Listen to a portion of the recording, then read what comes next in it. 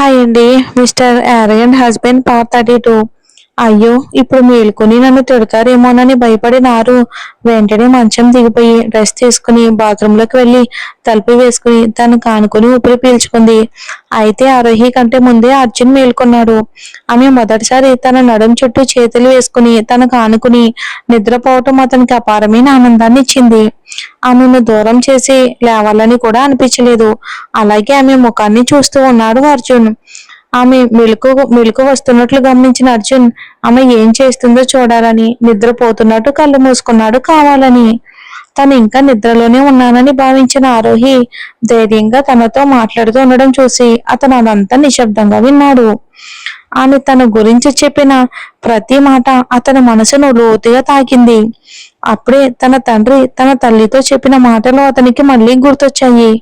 మనల్ని ఇలా మార్చాలి, అలా మార్చాలి అనే వాళ్ళకంటే మనం ఎలా ఉన్నామో అలా అంగీకరించి మనతో కలిసి జీవించడానికి సిద్ధపడే ఒక్క మనిషి మనల్ని వదిలి వెళ్ళిపోయిన 1000 మంది కంటే గొప్పవాడు.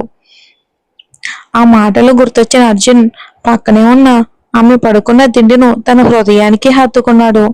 నేను ఎంత దూరంగా ఉండాలని ప్రయత్నించినా నా దగ్గరకు వచ్చి ఎవరికీ తెరవని ఈ హృదయ ద్వారాన్ని తెరిచి లోపలికి వచ్చేసేవారు. ఇకపై నువ్వు వెళ్తాను అన్నా కూడా నేను నిన్ను ఇక ఎప్పటికీ కూడా వెళ్ళనివ్వను. ఈ మొరటోడు ప్రేమ కొంచెం మొరటిగానే ఉన్నా నువ్వు భరించాలి, తప్పదు అని మనసులోనే నవ్వుకుంటూ అనుకున్న అర్జున్ను అతని ఫోన్ రింగ్ మేల్కొల్పింది. ఇక ఫోన్ తీసుకుని లేచి చెప్పాశు అంటూ బాల్కనీ వైపుకు నడిచాడు. స్నానం ముగించుకుని జుట్టు తుడుచుకుంటూ బయటకు వచ్చిన ఆరోహికి బాల్కనీలో నిలబడి మాట్లాడుతున్న అర్జున్ కనిపించాడు. అతని దగ్గరికి వెళ్ళి ఫ్రెష్ ఎయిర్ రండి, మీ డ్రెస్ తీసి పెడతాను అని అతని ముఖం వైపుకు చూసింది. అర్జున్ మాత్రం కళ్ళతోనే నువ్వు వెళ్ళు, నేను ఫోన్ మాట్లాడి తర్వాత వస్తాను అని చెప్పాడు. ఆమె కూడా సరే అన్నట్లు తలూపి రెడీ అయ్యి ఇక గది నుంచి బయటకు వచ్చింది. బయటకు వచ్చేసరికి రాధ పూజ చేస్తూ కనిపించింది. అమ్మా, పూజ పూర్తవడానికి ఆలస్యం అవుతుంది అనుకుంటా. నేను తొందరగా ఏదైనా టిఫిన్ చేస్తాను. ఆయన ఇప్పుడే లేచారుగా, మళ్ళీ లేట్ అయితే తినకుండా ఆఫీస్కి వెళ్ళిపోతారు. ఈ రోజు నన్ను ముందుగా మా ఇంటి దగ్గర దించి త్వరగా ఆఫీస్కి వెళ్తారా అని అడుగుతాను. టైం లేకపోతే నాన్నగారిని నన్ను దించమని చెప్తాను అని అనుకుని తొందరగా వంట మొదలు పెట్టేసింది ఆరు. కూరగాయలు తరిగి పులావ్ తయారు చేసి పెరుగు అన్నీ కూడా రెడీ చేస్తూ ఉండగా ఇక బిర్యానీ స్మెల్ పసిగట్టి వంటగదిలోకి వచ్చిన ఆయుష్, ఆరు ఈరోజు పులావ్ చేసావా? ఈ స్మెల్కే నాకు చాలా ఆకలేసిస్తుంది. నీ చేతి బిర్యానీ తిని ఎన్ని రోజులు అయిపోయిందో. అమ్మ అయితే అస్సలు చేయదు. ఇక ఆగలేను, తొందరగా పెట్టు అని అన్నాడు వాయు. అయ్యో, ఇప్పుడే లేచావా? ముందు పాలు తాగు అంటూ ఒక గ్లాస్ ఇచ్చింది. ముఖం ముడుచుకున్న చివరికి మొత్తం పాలు తాగేశాడు. ఇప్పుడు వెళ్ళి రెడీ అయ్యిరా, అప్పటికే టిఫిన్ రెడీగా ఉంటుంది అని అనగానే ఆరోహిపై చిన్న కోపం చూపిస్తూ తన గదికి వెళ్ళిపోయాడు ఆయుష్. ఆరోహి టిఫిన్ తయారు చేసి డైనింగ్ టేబుల్ పై అమర్చుతూ ఉండగా అర్జున్ గది నుండి బయటకు వచ్చాడు. అతన్ని చూసిన రాధ, ఆరు అల్లుడొచ్చారు, ఆయనకు టిఫిన్ వడ్డించమ్మని అంది. అర్జున్ డైనింగ్ టేబుల్ దగ్గరకు వచ్చి కుర్చీ లాగి కూర్చున్నాడు. ఆరోహి అతని ముందు ప్లేట్లో వేడివేడిగా పులావ్, పెరుగు అన్ని వడ్డించింది. ఇక వేడివేడి బిర్యానీ స్మెల్తో అతనికి మరింత ఆకలి వేసేసింది. ఒక ముద్ద నోట్లో వేసుకున్న వెంటనే నిజంగానే ఆరోహి ప్రతి విషయంలోనూ పర్ఫెక్ట్ అని అనిపించింది. ఆమె వైపుకు చూసిన అర్జున్కు తనతో మాట్లాడాలి అనే తపన ఉన్న ఆ సంకోచంతో మౌనంగా ఉన్న ఆమె కనిపించింది. టిఫిన్ చాలా బాగుంది అని ఆమె వైపుకు చూస్తూ అన్నాడు. అదే మాట కోసం ఎదురు చూస్తున్నట్టుగా ఆరోహి వెంటనే, అది నేను ఈ రోజు మీతో కలిసి మన ఇంటికి వస్తాను. నన్ను అక్కడ దించి తర్వాత మీరు ఆఫీస్కి వెళ్తారా? మీకు టైం ఉంటే, లేకపోతే నేను ఆటోలో వెళ్ళిపోతాను అని భయంగా తల వంచి అంది. ఆమెను చూసిన అర్జున్ మనసులోనే, ఇకపై నువ్వే వెళ్ళిపోతానన్నా కూడా నేను నిన్ను విడిచిపెట్టను. నీ కోసం నా జీవితాన్ని ఇచ్చేసినప్పుడు నీ కోసం నాకు సమయం లేదని ఎలా చెప్తాను అనే మాటలు మెదిలాయి.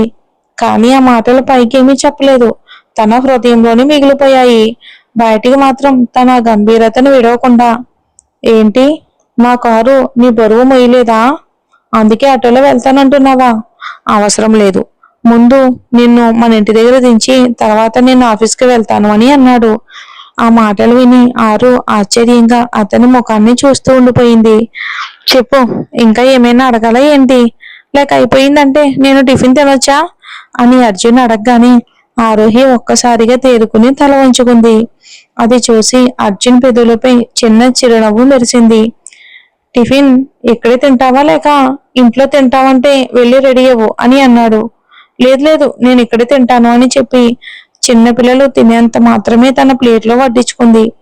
అంత తక్కువగా తీసుకోవడం చూసిన అర్జున్ అతని ప్లేట్లో ఉన్న బిర్యానీలో సగాన్ని తీసి ఆరోహి ప్లేట్లో వేశాడు.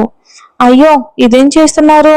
నేను ఇంత తినలేను, ప్లీజ్ మీరే తినండి అని ఆమె అనగానే అర్జున్ ప్రశాంతంగా, చూడారు, భోజనం వృధా చేయటం నాకు అసలు ఇష్టం ఉండదు. నాతో కలిసి బయటకు వచ్చినప్పుడు గట్టిగా గాలి వీచినా ఇక తర్వాత నేను వెతుక్కుంటూ తిరిగే పరిస్థితి నాకు రాకూడదు. కాబట్టి ఇదంతా ముగించి తొందరగా రెడీ అవ్వు అని చెప్పి ఫోన్ చేతితో తీసుకుని బయటికి వెళ్ళిపోయాడు. అతను వెళ్ళిపోతూ ఉండగా చూస్తూ నిల్చున్న ఆరోహి మనసులో, అయ్యో, ఇప్పుడు ఈయన ఏమన్నారు? గాలి వీచినా నన్ను వెదగాల్సి వస్తుందంటూ ఎందుకన్నారు అని తల గోక్కుంది ఆరు. అతని మాటల అర్థం మాత్రం ఆమెకేమీ అర్థం కాలేదు. ఇక అలా ఉండగా ఇద్దరూ కలిసి టిఫిన్ ముగించేసిన తర్వాత రాధా మోహన్లకు చెప్పి తమ ఇంటి వైపుకు బయలుదేరారు. కారులో కిటికీ వైపుకు తిరిగి గాలికి ముఖం ఆనించి కూర్చున్న ఆరోహికి ఇప్పుడు అర్జున్తో మాట్లాడే ధైర్యం కొద్దిగా వచ్చింది. అర్జున్ కూడా ఆమెను తనలో తాను ఉండనిస్తూ కారు నడుపుతూ ఉన్నాడు. ఒకసారి ఆమె వైపుకు తిరిగి చూశాడు. చిన్న పిల్లల గాలిని ఆస్వాదిస్తూ ఎగిరిపోతున్న జుట్టును సరిచేసుకుంటూ బయటికి చూస్తున్న ఆమె ముఖంపై ఇక అందమైన చిరునవ్వు మెరిసింది. అలాగే ఆమెని చూస్తూ డ్రైవ్ చేస్తున్న అర్జున్ మనసులోనే, ఎక్కడి నుంచి వచ్చింది ఈ అమ్మాయి? పెళ్ళైన రోజు నుంచి ఒక్కరోజు కూడా నాతో మాట్లాడడం కాదు కదా, నా ఎదుట నిలబడ్డానికే భయపడి అత్తగారి చీర కొంగు పట్టుకుని తిరిగేది. ఇప్పుడు మాత్రం నెమ్మదిగా నా మనసులోకి వచ్చి శాశ్వతంగా చోటు సంపాదించుకుంది అని అనుకుంటూ చిరునవ్వు నవ్వుకున్నాడు. అలా ఆలోచిస్తూ ఉండగానే ఇల్లు వచ్చేసింది. కారు ఆపి ఆమె దిగిన వెంటనే ఆమె వైపు కూడా తిరిగి చూడకుండా కారును ఆఫీస్ వైపుకు తిప్పాడు. ఆమె మాత్రం కారు కనిపించకుండా పోయేంత వరకు అక్కడే నిలబడి చూస్తూ ఉంది. రియర్ వ్యూ మిర్రర్ లోని ఆమె తన వైపుకు చూస్తూ ఉండడం గమనించిన అర్జున్ చిరునవ్వుతో ఆఫీస్కి వెళ్ళిపోయాడు. ఒక్క మాట కూడా మాట్లాడకుండా వెళ్ళొస్తానని చెప్పకుండా కారు దిగ్గానే తన వైపుకు కూడా చూడకుండా వెళ్ళిపోయిన భర్తపై ఆరోహికి చిన్న అలక వచ్చింది. నిన్నంతా ఎంత బాగున్నారు, ఇప్పుడు ఒకసారిగా ఏమైంది? ఒక మాట చెప్పి వెళ్ళాలనిపించలేదా? ఎంత పొగరబ్బా అని మనసులో అర్జున్ని తిట్టుకుంటూ ఇంట్లోకి అడుగుపెట్టింది. సోఫాలో కూర్చున్న హేమకు ఆరోహి తిరిగి రావటం కనిపించి ఆశ్చర్యం వేసింది. అరే ఆరు, ఇదేంటి ఒక్కదానివే వచ్చావు తల్లి? ఒక్క ఫోన్ చేసి చెప్పుంటే కారు పంపించేదని. ఎక్కడా అజ్జు? నేను ఒక్కదానే దింపేసి ఆఫీస్కి వెళ్ళాడా? ఇంటికి రానివ్వు ఈ రోజు అతనికి అంటూ చెప్పబోతూ ఉండగా ఆరోహి వెంటనే ఆపేసింది. అయ్యా అమ్మా, ముందు నాకు మాట్లాడే అవకాశం ఇవ్వకుండా మీరుగా మాట్లాడే ఏంటంటే అనుకుంటున్నారు. నేను ఒక్కదానే రాలేదు, మీ అబ్బాయి నన్ను ఇంటి దగ్గర దింపి లోపలికి రాకుండానే వెళ్ళిపోయారు. పాపం ఆయన ఎంత బిజీగా ఉన్నా నన్ను ఒంటరిగా పంపకుండా ఇంతవరకు తీసుకొచ్చి మళ్ళీ ఆఫీస్కి వెళ్ళారు అంది. ఆమె మాటలు విన్న హేమకు ఆ రోజు జరిగిన సంఘటన గుర్తొచ్చి నిశ్శబ్దంగా నిట్టూర్చింది. సరే సరే రా, ముందు టిఫిన్ తిను, తర్వాత నీతో చాలా విషయాలు మాట్లాడాలి అని అంది. వద్దమ్మా, మేము టిఫిన్ చేసి వచ్చాం. మీరు టిఫిన్ చేశారా? ఒక నిమిషం, మీకు వెంటనే ఏదైనా చేసి పెడతాను అంటూ వంటగది వైపుకి వెళ్ళబోతూ ఉండగా హేమ తనను ఆపింది. ఆమె చేయి పట్టుకుని, ఆరు, ఇప్పుడే ఇంటి నుంచి వచ్చావు, అప్పుడే వంటగదిలోకి ఎందుకు? వెళ్ళి కాసేపు రెస్ట్ తీసుకో, పని తర్వాత చూసుకోవచ్చు అంటూ బలవంతంగా ఆమెను గదిలోకి పంపించింది. ఇక నవ్వుకుంటూ పైకి వెళ్ళిన ఆరోహికి అప్పుడే తన గది నుంచి బయటకు వస్తున్న నిత్య ఎదురయ్యింది.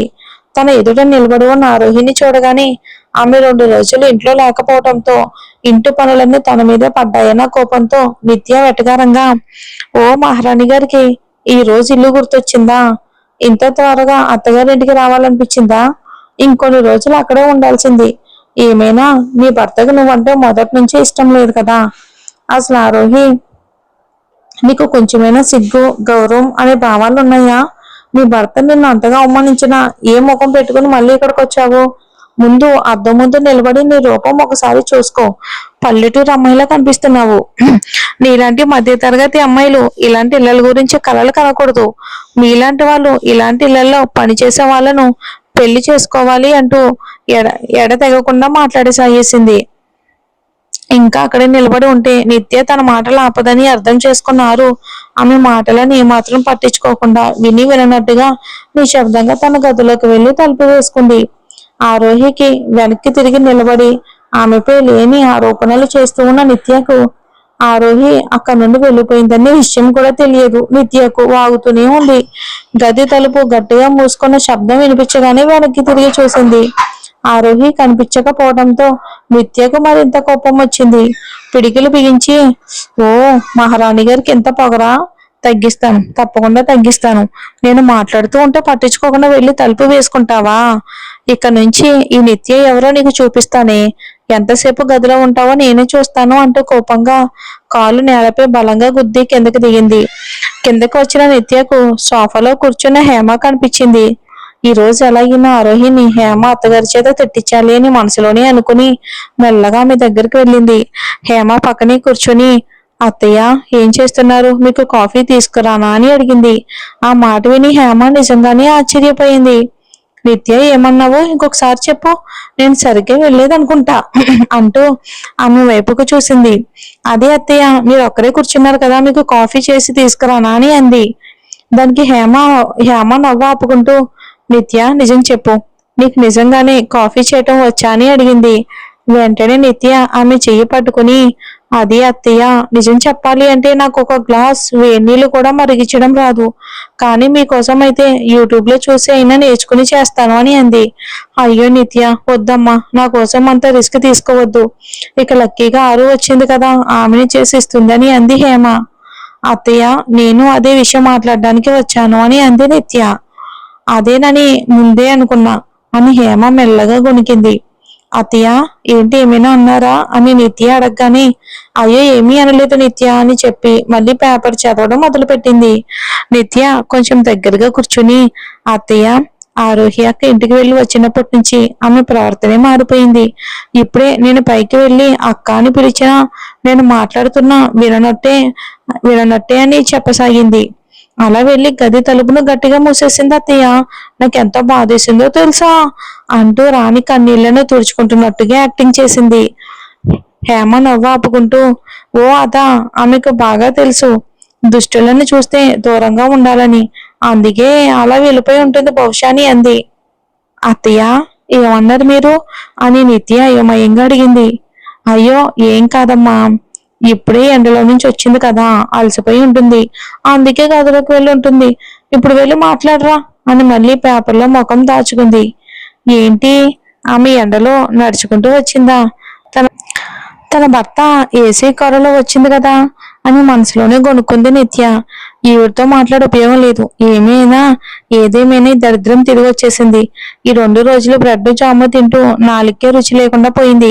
ఈమె చేతి వంట తినక 2 రోజులుగా సరిగ్గా భోజనం కూడా చేయలేకపోయాను. సరే, ఈ రోజు వంట మాత్రం ఇదే చేస్తుంది. భోజనం రెడీ అయ్యాక వచ్చి తింటాను. అప్పటి వరకు కాసేపు రెస్ట్ తీసుకుంటాను అనుకుంటూ పైకి వెళ్ళిపోయింది. అప్పుడే మెట్లపై నుండి కిందకు వస్తున్న ఆరోహి కనిపించింది. వెంటనే నిత్య ముఖం తిప్పుకుని కోపంగా కాలు నేలపై బలంగా గుద్ది మెట్లెక్కెళ్ళింది. ఆమె ఆ ప్రవర్తన ఆరోహిపై మాత్రం ఏ మాత్రం ప్రభావం చూపలేదు. ఇక హేమ దగ్గరకు వచ్చి, అత్తమ్మ, మీకు కాఫీ తీసుకురానా అని అడిగింది ఆరు. మరి చూద్దాం ఏం జరుగుతుందో వచ్చే ఎపిసోడ్లో.